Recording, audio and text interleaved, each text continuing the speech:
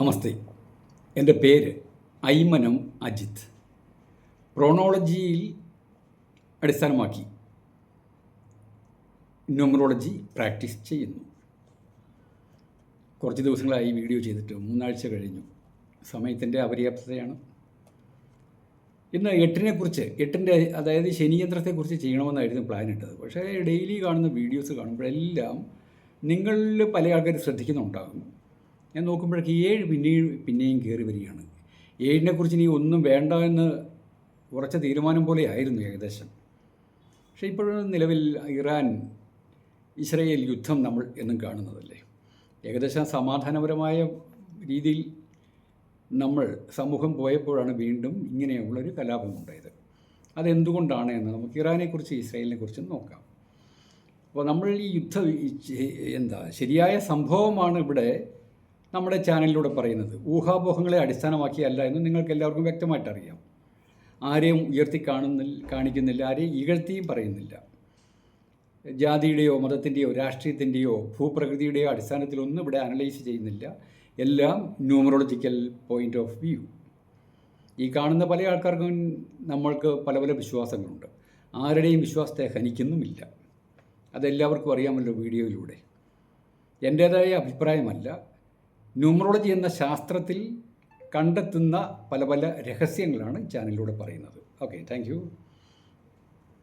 Iran, പഴയ Persia.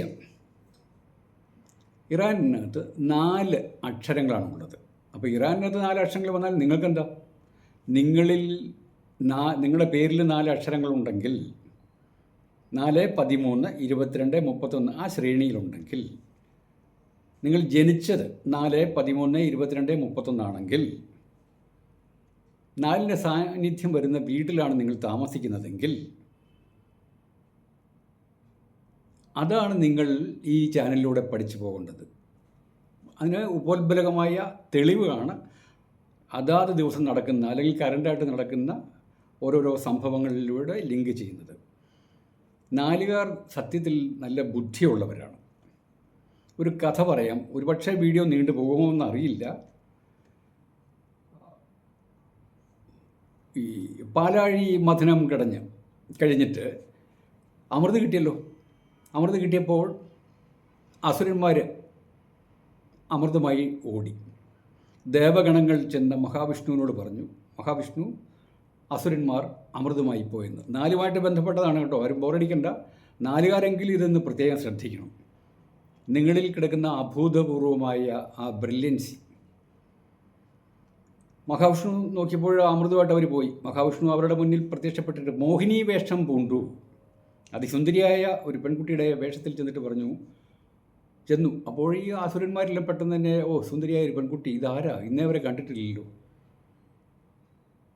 മോഹിനി എന്നാണ് എൻ്റെ പേര്. ഞാൻ നിങ്ങൾക്ക് അമൃത് സെർവ് ചെയ്യാം. ഓക്കെ, സമ്മതിച്ചു. ഒരു കണ്ടീഷൻ, നിങ്ങളെല്ലാവരും കണ്ണടച്ചിരിക്കണം. കണ്ണ് തുറന്നാൽ കിട്ടില്ല. അങ്ങനെ ദേവന്മാരെ ഒരു വശത്തും അസുരന്മാരെ ഒരു വശത്തും ഇരുത്തി ഈ മോഹിനി അമൃത് കൊടുത്തുകൊണ്ടിരിക്കുകയാണ്. അതിൽ സിംഹികേയൻ എന്ന ഒരു അസുരൻ വേഷം മാറി ദേവഗണങ്ങളുടെ കൂട്ടത്തിൽ സൂര്യൻ്റെയും ചന്ദ്രൻ്റെയും മധ്യത്തിലിരുന്നു. വേറെ അസുരന്മാർക്ക് തോന്നിയില്ല അങ്ങനത്തെ ഒരു ബുദ്ധി. മോഹിനി അമൃത് കൊടുത്തുകൊണ്ടിരിക്കുന്നു. സൂര്യൻ്റെയും ചന്ദ്രൻ്റെയും മധ്യത്തിലിരിക്കുന്ന അസുരന് അമൃത് കൊടുക്കുകയും ഉടൻ തന്നെ അദ്ദേഹം എടുത്ത് കുടിച്ചു. അസുരനല്ലേ, അപ്പോൾ സംസ്കാരമില്ല. ഇതിലൂടെ നമ്മൾ ഒരു രീതി കൂടി മനസ്സിലാക്കണം. ഈ ടേബിൾ മാനേഴ്സ് ഇല്ലാത്ത പല ആൾക്കാരുണ്ട്. നമ്മൾ 4-5 പേര് കൂടി ആഹാരം കഴിച്ചുകൊണ്ടിരിക്കുമ്പോൾ ആരോടും ചോദിക്കാതെ വരുന്ന ആഹാരം ഉടൻ തന്നെ മറ്റുള്ളവരുടെ പെർമിഷൻ ഇല്ലാതെ ആട്ടെ നമുക്ക് കഴിക്കാം, തുടങ്ങാം എന്ന് പറഞ്ഞ് ചെയ്യാത്ത ആൾക്കാർക്ക് സംസ്കാരശൂന്യരാണ് എന്ന് നിങ്ങൾ ഇതിലൂടെ മനസ്സിലാക്കണം. അവരെ എല്ലാ കാര്യത്തിനും അടുപ്പിക്കാൻ കൊള്ളില്ല, സ്വാർത്ഥരായിരിക്കും. അപ്പോൾ ഇദ്ദേഹം കുടിച്ചപ്പോഴേക്കും ഈ സൂര്യനും ചന്ദ്രനും അതിശയിച്ചു. ഇവിടെ നമ്മുടെ കൂട്ടത്തിലുള്ളവരങ്ങനെയല്ലോ, ആഹാരം കിട്ടിക്കഴിഞ്ഞാൽ ഉടൻ തന്നെ ഒന്ന് പ്രാർത്ഥിക്കുമല്ലോ. ഇതിങ്ങനെ ചെയ്തപ്പോൾ തീർച്ചയായിട്ടും നമ്മുടെ കൂട്ടത്തിൽപ്പെട്ടയാളല്ല. മോഹിനിയോട് പറഞ്ഞു, മോഹിനി, ഇത് നമ്മുടെ കൂട്ടത്തിൽപ്പെട്ടതല്ല എന്ന്. ഉടൻ തന്നെ അദ്ദേഹം കുടിച്ചിട്ട് ഓടി. അമൃത് കുടിച്ചില്ലേ. മഹാവിഷ്ണു തൻ്റെ ആ സുദർശന ചക്രം ഈ ദേവൻ്റെ വേഷത്തിൽ വന്ന സിംഹികേയൻ എന്ന അസുരൻ്റെ കഴുത്തിലേക്ക് ഇട്ടു, പയച്ചു. തലയും ഉടലും വേറെയായി. സിംഹികേയൻ ചിരിച്ചുകൊണ്ട് പറഞ്ഞു, അമൃത് കുടിച്ചാൽ പിന്നെ മരണമില്ലല്ലോ. മഹാവിഷ്ണു പറഞ്ഞു, ഇല്ല, സുദർശന ചക്രം കൊണ്ടാൽ പിന്നെ മരണം ഉറപ്പാണ്. അതെങ്ങനെ ശരിയാകും? രണ്ടും രണ്ട് സമാന്തര രേഖകൾ പോലെ, പാരലൽ ലൈൻ പോലെ പോയി. മഹാവിഷ്ണു കോംപ്രമൈസ് ചെയ്തു. സുദർശന ചക്രം കൊണ്ട സ്ഥിതിക്ക് നീ മരിച്ചേ പറ്റൂ, പക്ഷേ അമൃത് കുടിച്ച സ്ഥിതിക്ക് നിനക്ക് ജീവിക്കാം. ഡെയിലി 1.5 മണിക്കൂർ വന്ന് ഭൂമിയിൽ വന്ന ആൾക്കാരെ കണ്ടോളാം. അതാണ് രാഹു. ഈ സിംഹികേയൻ എന്ന അസുരൻ്റെ പേരാണ് രാഹു. തലഭാഗം രാഹു, സർപ്പത്തിൻ്റെ തല പോലെ, പാമ്പിൻ്റെ തല പോലെയും, ഉടൽ ഭാഗം കേതു. രാഹുവിനെ റെപ്രസെൻ്റ് ചെയ്യുന്ന നമ്പറാണ് 4. അപ്പം നിങ്ങൾ 4കാരാണെങ്കിൽ നല്ല ബുദ്ധിയുണ്ട്, കാര്യം നേടാൻ എന്ത് മാർഗവും നിങ്ങൾ സ്വീകരിക്കും. ആ കഴിവ് നിങ്ങൾ ഡെവലപ്പ് ചെയ്യണം. എന്തെങ്കിലുമൊക്കെ ലക്ഷ്യമിട്ടാൽ അങ്ങോട്ട് തീർച്ചയായിട്ടും നിങ്ങൾ ഫോക്കസ് ചെയ്ത് മറ്റുള്ളവരെക്കാൾ മുൻപ് നേടിയെടുക്കാൻ പറ്റും. പക്ഷേ നിങ്ങളുടെ നാവ് അത്ര പോരാ. കൺട്രോൾ യുവർ ടങ് എന്ന് പറയാറുണ്ട്. ഈ സ്പീച്ച് ഈസ് സിൽവർ, സംഭാഷണം വെള്ളിയാണ്. സൈലൻസ് ഈസ് ഗോൾഡ്, നിശബ്ദത സ്വർണ്ണമാണ്. നിങ്ങൾക്കത് ആവശ്യമാണ്. നിങ്ങൾ എന്തെങ്കിലുമൊക്കെ പ്ലാൻ ചെയ്യുമ്പം കൂട്ടുകാരോടൊക്കെ ഒന്ന് ഇത് വിളിച്ചു പോയാൽ തീർച്ചയായിട്ടും കാര്യം സാധിക്കത്തില്ല. അത് നിങ്ങൾക്ക് തന്നെ തിരിച്ചടിയായിരിക്കും. അപ്പോൾ ഇറാൻ്റെ കാര്യം നമുക്കെടുക്കാം. ഇറാൻ്റെ പേരിലെ അക്ഷരങ്ങൾ എത്രയാണ്? 4. ഇറാൻ കൂടെ വിളിച്ച് പറയുമായിരുന്നു, ഞങ്ങൾക്ക് ഇത്ര കിൻഡൽ കണക്കല്ല കിലോ കണക്കിന് ആണവായുധം ഉണ്ടാക്കാനുള്ള കെമിക്കൽസ് ഉണ്ടെന്ന്. അത് ഇസ്രയേലിനെ ചുടിപ്പിച്ചു എന്നുള്ളതാണ്. ലോകരാഷ്ട്രങ്ങളെ മൊത്തം ചുടിപ്പിച്ചു. ലോക സംഘടനയിൽ UNOയിലൊക്കെയുള്ള നിയമമാണ് ഇറാന്, മുസ്ലിം കൺട്രീസിന് ആണവായുധം നിർമ്മിക്കാനുള്ള പെർമിഷൻ ഇല്ല, എക്സെപ്റ്റ് പാകിസ്ഥാൻ എന്ന് കൊടുത്തിരുന്നു. ഇന്ത്യക്കുണ്ട്. പെർമിഷൻ ഇല്ലാത്ത ആൾക്കാരത് വെച്ചുകൊണ്ടിരുന്നാൽ അപകടമാണെന്ന് ലോകരാഷ്ട്രങ്ങളിലെ ഒരു തെളിവുണ്ട്, തീരുമാനമുണ്ട്. അപ്പോൾ ഇറാൻ കൂടെ പറയാറുണ്ട്, ഞങ്ങൾക്ക് ഇത്ര കിലോ ഉണ്ടാക്കാനുള്ള കഴിവുണ്ടെന്ന്. അവരുടെ നാവാണ് ഈ പിഴപ്പിച്ചത്. അപ്പോൾ 4കാർ പ്രത്യേകം ശ്രദ്ധിച്ചു കൊള്ളണം. ഇറാനകത്ത് 9 അക്ഷരം, അതിൻ്റെ വാല്യൂ 9ആണ്. 9 പറ്റി അറിയാമല്ലോ. ആക്ഷൻ ഓറിയൻറ്റഡ് നമ്പറാണ്, വാറാണ്, യുദ്ധമാണ്. നിങ്ങൾ മറ്റുള്ളവരെ കീഴടക്കാൻ നോക്കും. നിങ്ങൾ 9-ാം തീയതി ജനിച്ചവരാണെങ്കിൽ, 18-ാം തീയതി ജനിച്ചവരാണെങ്കിൽ, 27-ാം തീയതി ജനിച്ചവരാണെങ്കിൽ മറ്റുള്ളവരെ സൈലൻ്റായിട്ടായാലും നിങ്ങൾ കൺട്രോൾ ചെയ്യാൻ ശ്രമിക്കും. നിങ്ങളുടെ കൂട്ടത്തിലുള്ള ആൾക്കാരെ നിങ്ങൾ കൺട്രോൾ ചെയ്യാൻ ശ്രമിക്കും. അത് 9ൻ്റെ പ്രത്യേകതയാണ്. നിങ്ങളുടെ ഇത് ഒരു ഡിഫക്റ്റ് അല്ല കേട്ടോ. ഡിഫക്റ്റായിട്ട് ഒരു കാരണവശാലും ചിന്തിക്കരുത്. നിങ്ങളുടേതായ ഗുണമേന്മകൾ അല്ലെങ്കിൽ ദൂഷ്യവശങ്ങളാണ് ഈ പറയുന്നത്. അത് സംയോജിതമായിട്ട് തന്മയത്വത്തോടുകൂടി പക്വതയോടുകൂടി തീരുമാനിച്ച് നിങ്ങൾ ഓരോ സ്റ്റെപ്പും മുന്നോട്ട് പോകണം. കാരണം അല്ലെങ്കിൽ 9-ാം തീയതി ജനിച്ചവരെ പറ്റി നമ്മൾ ഇൻസൾട്ട് ചെയ്യുമല്ലോ എന്നറിയാമല്ലോ. ന്യൂമറോളജിക്കൽ പോയിൻറ്റ്സാണിത്. നിങ്ങൾക്ക് നല്ല ധൈര്യവും എല്ലാം ഉണ്ടാവും. ഈ ഇറാൻ 9 പേരിൽ അവർ ലോകത്തിൽ ഒരു മുസ്ലിം രാജ്യമാണ്. മതത്തിന് പ്രാധാന്യം കൊടുത്തുകൊണ്ടാണ് ആ രാജ്യം മുന്നോട്ട് പോകുന്നത്. 1979 തൊട്ട് അവർ മത പോലീസിനെ വെച്ചുകൊണ്ടാണ് ഓവറായിട്ട് ജനങ്ങളെ കൺട്രോൾ ചെയ്തു. അതിൻ്റെ പേരിൽ അവിടെയൊന്നും സിവിൽ വാറല്ലേ. ഒരിക്കലും നമ്മൾ പല സംഭവങ്ങളുണ്ട്, അതെല്ലാം വലിച്ച് പറയുന്നില്ല. ആ മത പോലീസിൻ്റെ ആ കർശനമായ 9ൻ്റെ പ്രാധാന്യമാണ് ഈ മത പോലീസിനെ കണ്ട് അവിടെ കാര്യങ്ങൾ നിയന്ത്രിച്ചത്. ഈ കഴിഞ്ഞിടയ്ക്കായിട്ട് കുറച്ച് നാളുകൾക്ക് മുൻപ് 21 വയസ്സുള്ള പെൺകുട്ടി ഹിജാബ് ധരിച്ചപ്പോൾ തലമുടി അല്പം കണ്ടു എന്ന് പറഞ്ഞുകൊണ്ട് ആ പെൺകുട്ടിയെ പബ്ലിക്കായിട്ട് കൊന്നല്ലോ. നമ്മൾ കണ്ടു. അവിടെ അനേകം ഇപ്പോഴും ഓക്കെയായിരുന്നു. അപ്പോൾ 9ആണ്. അപ്പോൾ നിങ്ങൾ 9കാരാണ്. നിങ്ങളുടെ പെരുമാറ്റങ്ങൾ അല്പം സൂക്ഷ്മതയാണെങ്കിൽ പുരോഗതിയിലേക്ക് പോകാൻ പറ്റും. ഈ ചാനൽ കണ്ട് നിങ്ങൾ മറ്റുള്ളതൊന്നും നോക്കണ്ട, നിങ്ങളുടെ ലൈഫുമായിട്ട് ബന്ധപ്പെടുക, അത് അപ്ലൈ ചെയ്യുക. അതാണല്ലോ ഈ ശാസ്ത്രം. എല്ലാം കൂടുതലായിട്ട് പറയുന്നില്ല കേട്ടോ.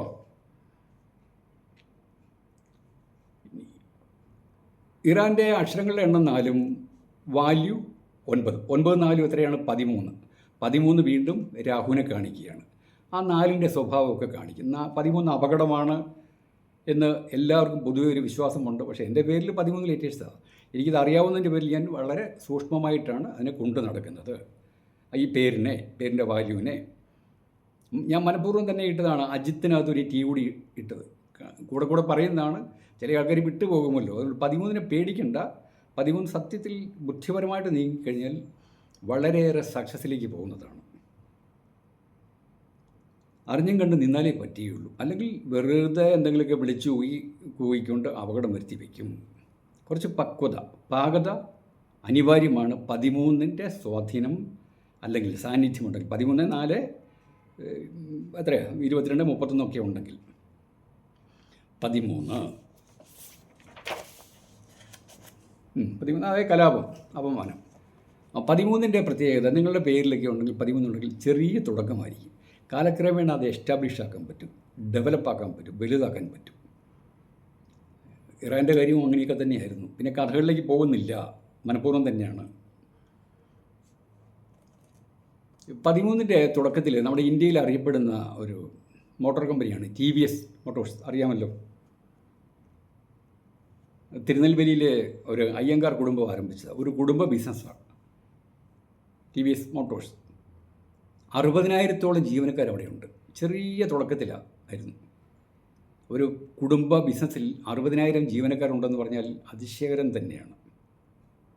TVSൻ്റെ വാല്യൂ 13 ഇന്ന് നല്ല ലെവലിലങ്ങ് പോകുന്നു.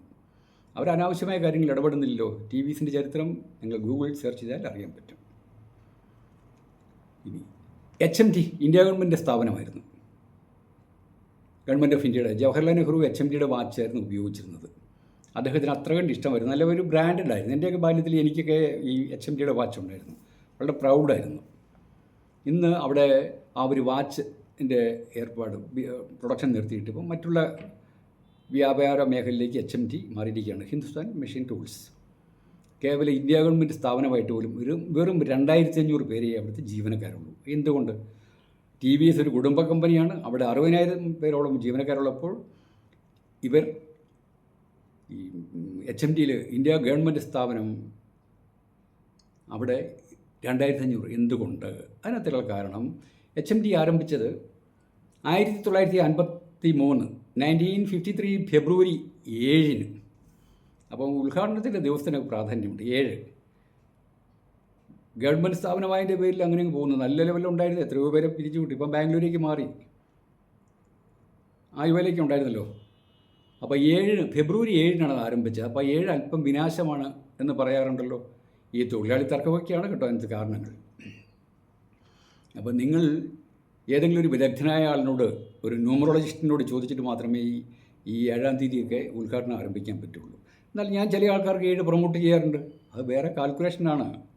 ഈ യൂട്യൂബിലൂടെ എല്ലാവരുടെയും കാര്യങ്ങൾ എടുത്തെടുത്ത് പറയാൻ പറ്റത്തില്ല. ഇതൊക്കെ ഓരോ വ്യക്തികളെ ആശ്രയിച്ചുകൊണ്ടാണ്. അവർ ജനിച്ച ഡേറ്റും മാസവും വർഷവും പിന്നെ അവരുടെ പേരും എല്ലാം, അവർ എവിടെയാണ് ബിസിനസ് ആരംഭിക്കുന്നത്, അതൊക്കെ അടിസ്ഥാനമാക്കിക്കൊണ്ട് ഞാൻ 7 കൊടുക്കാറുണ്ട്. 7 ഇനാഗുറേഷൻ ചെയ്തോളാനും പറയാറുണ്ട്. അത് വേറെ കാൽക്കുലേഷനാണ്, ഡീപ്പായ കാൽക്കുലേഷൻ. ഇത് യൂട്യൂബിലൂടെ നമുക്ക് ജനറലായിട്ടുള്ള കാര്യങ്ങളെ പറയാവുള്ളൂ. അതുകൊണ്ടാണ് യൂട്യൂബ് കണ്ട് നിങ്ങൾ പേരിലൊന്നും ഒരു ഭേദഗതിയും ചെയ്യരുത് എന്ന് വ്യക്തമായിട്ട് സൂചിപ്പിക്കുന്നത്.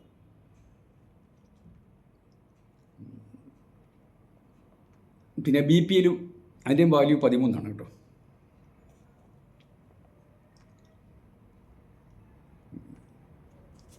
ഇനി ഇറാൻ 1979 ശേഷമാണല്ലോ മതരാഷ്ട്രമാക്കിയത്. അതിനു മുൻപായിട്ട് ഒരു വെസ്റ്റേൺ കൾച്ചറായിരുന്നു അവിടെ. ആ 13 അത്ര കണ്ട് അടിച്ചമർത്തും. മതപരമായ വിശ്വാസം വന്നാൽ ഈ 7-നും 8-ന് 7, 8, 13, 4-നൊക്കെ മതപരമായ വിശ്വാസം വന്നാൽ അവിടെ അടിച്ചമർത്തലുണ്ടാകും. ഞാൻ പറയും, നിങ്ങളങ്ങ് കേട്ടാൽ മതി എന്നൊരു ഓർഡർ, കമാൻഡ് ഉണ്ടാകും. ഇറാൻ്റെ അവിടെ പ്രസിഡൻ്റാണ്, ജനങ്ങളാൽ തിരഞ്ഞെടുക്കപ്പെട്ട പ്രസിഡൻ്റാണ് അവിടുത്തെ ഏറ്റവും ഉയർന്ന ഗവൺമെൻറ് ഉദ്യോഗസ്ഥൻ. പക്ഷേ അദ്ദേഹത്തിന് വലിയ പ്രസക്തിയില്ല. അവിടെ മതമേലധ്യക്ഷനാണ് ഏറ്റവും പ്രാധാന്യം. അദ്ദേഹം പറയുന്നത് മാത്രമേ പ്രസിഡൻറ്റിന് നല്ല എല്ലാവർക്കും കേൾക്കാൻ പറ്റുള്ളൂ. പ്രസിഡൻറ്റിന് വോയിസ് ഇല്ലാത്തതുകൊണ്ട് മതമേലധ്യക്ഷനായ ആയത്തുള്ള സയ്യിദ് അലി ഖമൈനി, നമ്മൾ മലയാളികൾ ആയത്തുള്ള എന്ന് പറയുന്നത്, അങ്ങനെയല്ല കേട്ടോ, എൻ്റെ അറബിക് പ്രൊണൗൺസിയേഷൻ വേറെയാണ്. എന്നാലും ആയത്തുള്ള സയ്യിദ് SAYYID, ഇത് ഗൂഗിളിൽ കിട്ടും, നിങ്ങൾക്ക് പഠിക്കാൻ ആഗ്രഹമുള്ളവർക്കറിയാം. അലി ഖമേനി, ആ പേരിൽ 26 അക്ഷരങ്ങളാണുള്ളത്. 26 ആൾ സ്ട്രോങ് നമ്പറാണ്. 26 തീരുമാനിച്ചാൽ തീരുമാനിച്ചത് തന്നെയാണ്. പിണങ്ങിയാൽ പിണങ്ങിയതാണ്.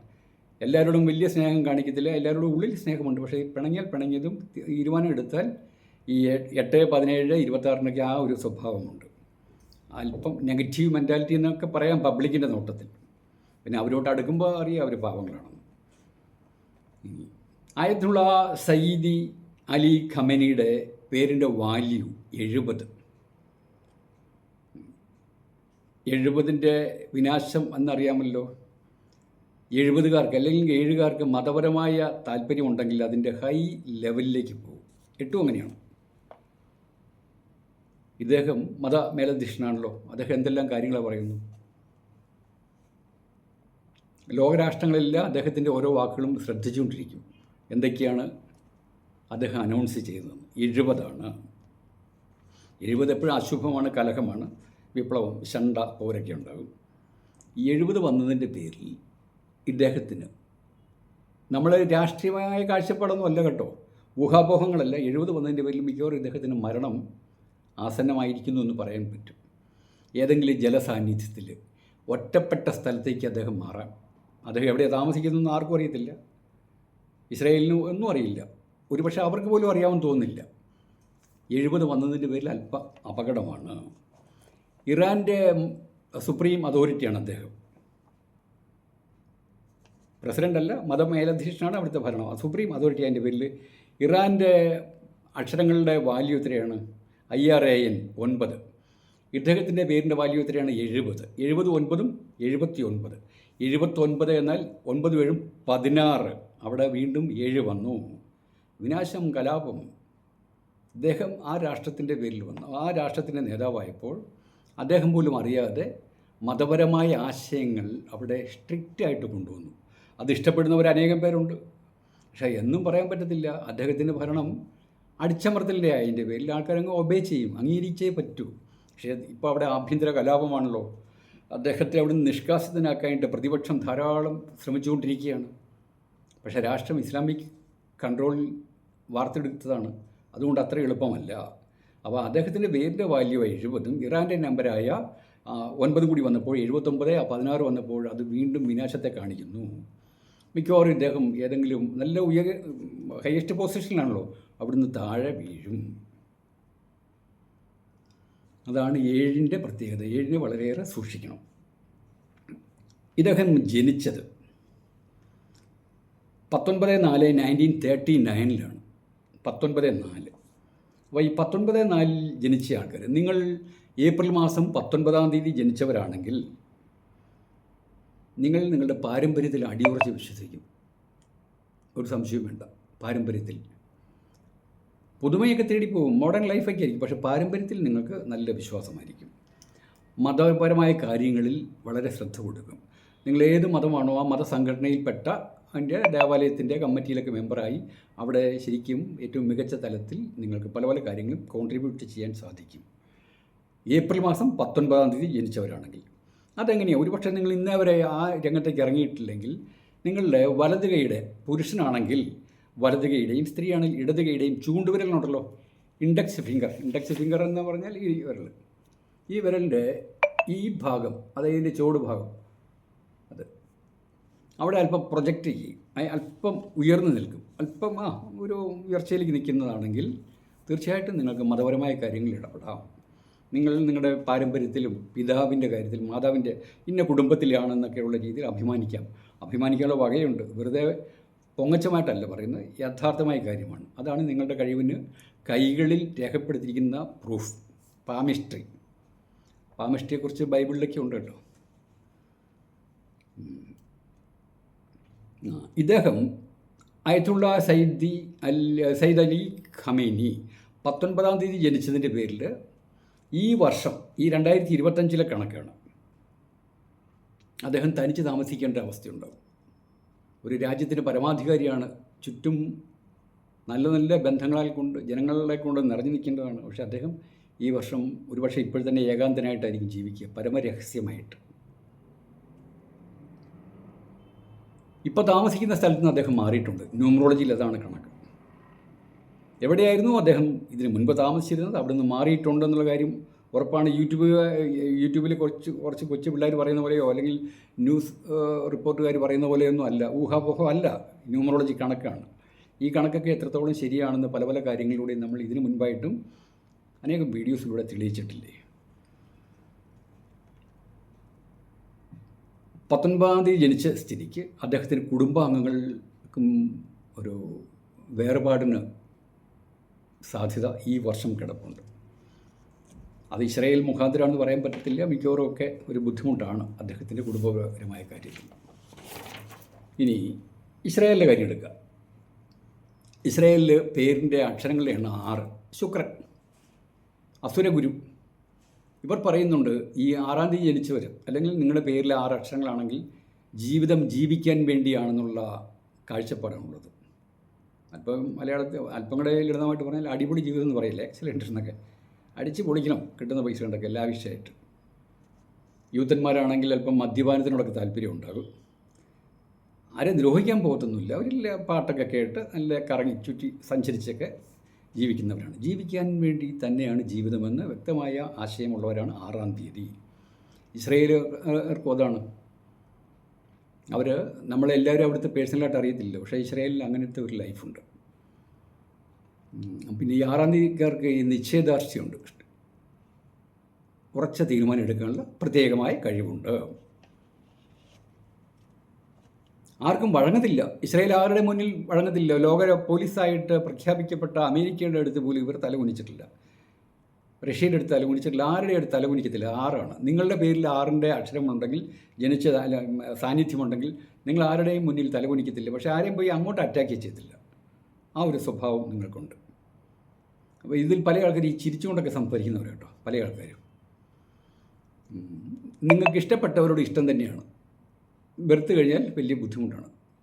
കലഹപ്രിയരൊന്നുമല്ല. ഈ 6കാർക്ക് കോപം വന്നാൽ ക്ഷമിക്കത്തില്ല അവർ പെട്ടെന്ന്. അവരിങ്ങനെ വെച്ചുകൊണ്ടിരിക്കും. ഇസ്രായേലിലെ വാല്യൂ എത്രയാണ്? 15. ISRAEL 15 value. 15 മാജിക് ടച്ച് നമ്പറാണ്. നമ്മൾ പേരിടുമ്പം ചില ആൾക്കാർക്ക് 15ലേക്ക് ഇട്ട് കൊടുക്കും. നല്ല എപ്പോഴും ആക്റ്റീവായിട്ട് നിൽക്കും. 6 പൊതുവെ നല്ലതാണ്. ഞാൻ താമസിക്കുന്ന ഫ്ലാറ്റ് നമ്പർ 6ആണ്. 1104. ടോട്ടൽ എടുക്കുമ്പോൾ എത്രയാണ്? 6. അപ്പോൾ 15 എപ്പോഴും നല്ലതാണ്. ഇസ്രായേൽ എപ്പോഴും നല്ല ഇതായിട്ടില്ല.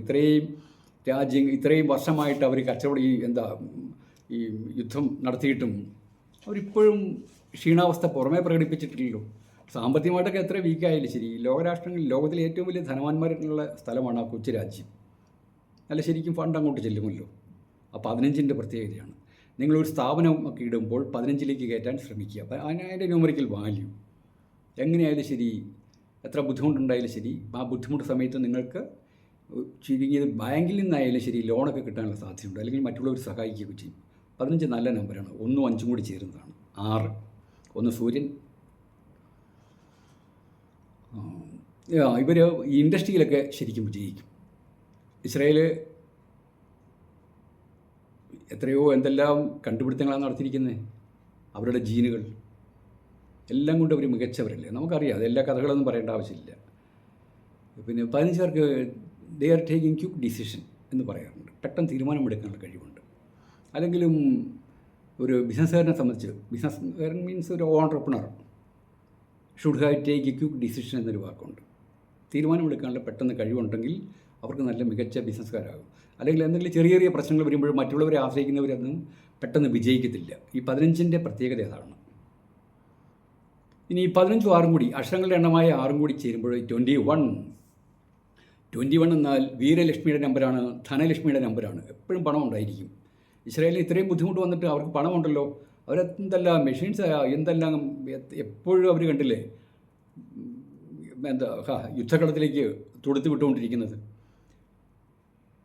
കഴിഞ്ഞ ദിവസം ഇറാൻ ആ സീസ് ഫയർ വെടിനിർത്തൽ കരാർ വന്നതിന് ശേഷം വീണ്ടും ഇറാൻ കഷ്ടകാലത്തിന് ഇസ്രായേലിലേക്ക് ഒരു ബോംബ് വർഷിച്ചു. അപ്പോൾ 145 ഫൈറ്റർ വിമാനമാണ് അങ്ങോട്ട് പറഞ്ഞത്. അത് കേട്ടപ്പോൾ എനിക്കും അതിശയം തോന്നി. ഇവർ ഇത്ര കണ്ട് മികച്ച ആൾക്കാരാണോ എന്ന്. പക്ഷേ ഞാൻ ന്യൂമറോളജി കണക്ക് കൂട്ടുന്നതുകൊണ്ട് എനിക്ക് വലിയ അതിശയം വരേണ്ട ആവശ്യവുമില്ല. അവർ വീക്കല്ല. വീക്കായി കഴിഞ്ഞാൽ അവരിലേക്ക് പണം വരും. അപ്പം നിങ്ങൾ ഇത് ചെയ്യേണ്ടതോ ഇസ്രായേലുമായിട്ടോ ഇറാൻ്റെ കാര്യമല്ല എടുക്കേണ്ടത്. നിങ്ങളുടെ പേരിൽ ഇങ്ങനെയുള്ള ലെറ്റേഴ്സൊക്കെ ചില പോസിറ്റീവ് ലെറ്റേഴ്സ് കൂട്ടിക്കൊണ്ട് വന്നിട്ട് ഈ 15, 21 വന്നാൽ ഏറ്റവും നല്ലതായിരിക്കും. 21ൻ്റെ പ്രത്യേകത 2ഉം 1ഉം കൂടിയിട്ടാണ്. 2 ചന്ദ്രൻ, തുടക്കകാലത്തിൽ ബുദ്ധിമുട്ട്. 1 സൂര്യൻ കൂടെ ചേരുന്നു. 3 വ്യാഴം, ദേവഗുരു. നല്ല പോസിറ്റീവാണ് നിങ്ങളുടെ പേരിൽ 21 വന്നാൽ. 20 വന്നാൽ ബുദ്ധിമുട്ടാണ് കേട്ടോ. 22 വന്നാൽ രാഹുവാണ്, കുറച്ച് ബുദ്ധിമുട്ടാണ്. 23 വന്നാൽ ഗുരുചന്ദ്ര യോഗമാണ്, നല്ലതാണ്. 24 നല്ലതാണ്. 25 അതിനെപ്പറ്റി പറയേണ്ട ആവശ്യവുമില്ല. ഇനി ഇറാനും ഇസ്രായേലും തമ്മിലുള്ള ബന്ധം എങ്ങനെയാണ്? ഇറാൻ്റെ പേരിൻ്റെ അക്ഷരങ്ങളുടെ എണ്ണം 4ഉം ഇസ്രായേൽ 6ഉം. 6 4 10, ഒന്നിൻ്റെ 10 മടങ്ങല്ലേ. ഒന്ന് സൂര്യനാണ്, 10 മടങ്ങാണ്. ഈ രണ്ട് ശക്തിയും നല്ല പ്രബലമായ ശക്തിയാണ്. പക്ഷേ അത് അവർ നല്ല ആരോഗ്യപരമായ കാര്യത്തിനായിട്ട് വിനിയോഗിച്ചിരുന്നെങ്കിലോ ലോകരാഷ്ട്രങ്ങളെ ഇറാനും ഇസ്രായേലിനും കൂടി കൺട്രോൾ ചെയ്യാമായിരുന്നു. അത്ര പ്രബലമായ നമ്പറാണ് 10. ഒന്നെപ്പോഴും പ്രസിദ്ധിയെ കാണിക്കുകയാണ്. മോശം പണി കാണിച്ചാൽ ആ 0 ഇട്ട് ചക്രം വട്ടത്തിലിട്ട് കറക്കും. നിങ്ങളുടെ പേരിൽ ഇങ്ങനെ ഉണ്ടെങ്കിൽ നിങ്ങൾ പ്രബലനായ ആളാണ്. നിങ്ങൾക്ക് അധികം എഡ്യൂക്കേഷൻ ഇല്ലെങ്കിൽ തന്നെ, അക്കാഡമിക്കൽ എഡ്യൂക്കേഷൻ ഇല്ലെങ്കിൽ തന്നെ ചെയ്യുന്ന മേഖലയിൽ നിങ്ങൾ വളരെ പ്രബലനാണ്. നിങ്ങൾ അതിനെ നിങ്ങൾ ഡെവലപ്പ് ചെയ്യുക. സമൂഹത്തിന് ദ്രോഹം ഉണ്ടാകാത്ത രീതിയിൽ 10 വന്നാൽ. ഇറാൻ്റെ അക്ഷരങ്ങളുടെ എണ്ണം 10. ഇനി ഇറാൻ 9, വാല്യൂ. ഇസ്രായേൽ 15, 15 9 24. വീണ്ടും നല്ല നമ്പറാണ് അവരുടെ. അവരൊന്ന് ഒരുമിച്ച് കൂടിയിരുന്നെങ്കിൽ ലോകത്തിന് പല കാര്യങ്ങളും അവർക്ക് കോൺട്രിബ്യൂട്ട് ചെയ്യാൻ പറ്റും. 24. ഇനി അവരുടെ അക്ഷരങ്ങളുടെ എണ്ണമായ ആ 4ഉം 6ഉം, ഇറാൻ്റെ 4ഉം ഇസ്രായേലിൻ്റെ 6ഉം 10ഉം, വാല്യൂ ആയ 9ഉം 15ഉം കൂടി 24. 24ഉം 10ഉം എത്രയാണ്? 34. 34 അവരെ ഇപ്പോൾ ഈ ഗതിയിൽ കൊണ്ടാക്കിയത്. അല്ലെങ്കിൽ ഇറാന് വലിയ ആവശ്യമുണ്ടോ ഇസ്രായേലിലേക്ക് പോയി തോണ്ടാനായിട്ട്? ഇപ്പോൾ നമ്മളെ അഭിപ്രായമല്ല പറയേണ്ടത്. ഈ 34 ഇങ്ങനത്തെ പണി കാണിക്കും. നിങ്ങളുടെ പേരിൽ ഈ രീതിയിൽ 7ൻ്റെ സാന്നിധ്യമുണ്ടെങ്കിൽ നിങ്ങൾ എന്തെങ്കിലും പണി വഴിയേ പോയത് വലിച്ചു വയ്ക്കും. അങ്ങനെയൊന്നും ചെയ്യാതിരിക്കാൻ വേണ്ടിയിട്ടാണ് 7ൻ്റെ ചാനൽ സബ്ജക്റ്റുമായിട്ട് ഇപ്പോഴും വളരെ യാദൃശ്യമായിട്ട് വന്നത്. ഇപ്പം നിലവിൽ ഓടിക്കൊണ്ടിരിക്കുന്ന സബ്ജക്റ്റ് ആയതുകൊണ്ടാണ് കേട്ടോ 7 വന്നത്. അല്ല 7ലേക്ക് ഞാൻ വരത്തില്ലായിരുന്നു. വേറെ എന്തെല്ലാം കാര്യങ്ങൾ ചെയ്യാനുണ്ട്. ഡെയിലി ഒരു വിഷയം വെച്ച് സബ്ജക്റ്റീവ് ചെയ്യാനുള്ള കാര്യങ്ങൾ ഇവിടെ നടക്കുന്നുണ്ട്. പക്ഷേ എനിക്ക് സമയമില്ല, അത് വേറെ വശം. കൺസൾട്ടേഷൻ ഉണ്ട്. അപ്പോൾ ഇത് 34 ശത്രുതയെ കൊണ്ടുവരികയാണ്. ദേവഗുരു 3 ദേവഗുരു 34 4 രാഹു. അവർ രണ്ടും ശത്രുക്കളാണ്. രാഹു എന്ന് വെച്ചാൽ അസുരനല്ലേ. ദേവഗുരുവിന് അസുരനോട് ഇഷ്ടമില്ല. ഇനി ഇത് കഴിഞ്ഞാൽ 7ലേക്ക് വരുന്നു. 34 മീൻസ് 7ആണ്. 7 അവിടെ കിടക്കുകയാണ്. ആ 7 വന്നാൽ അല്പം ആത്മീയത ഉണ്ടാവുമല്ലോ. ഇവർ ആത്മീയമായ രീതിയിൽ വന്നു കഴിഞ്ഞാൽ ഇറാൻ നല്ല സ്ട്രോങ് രാജ്യമാവും. വീണ്ടും ഇപ്പോഴത്തെ കണക്കിൽ ഇറാൻ വലിയ ബുദ്ധിമുട്ട് തന്നെയാണ്.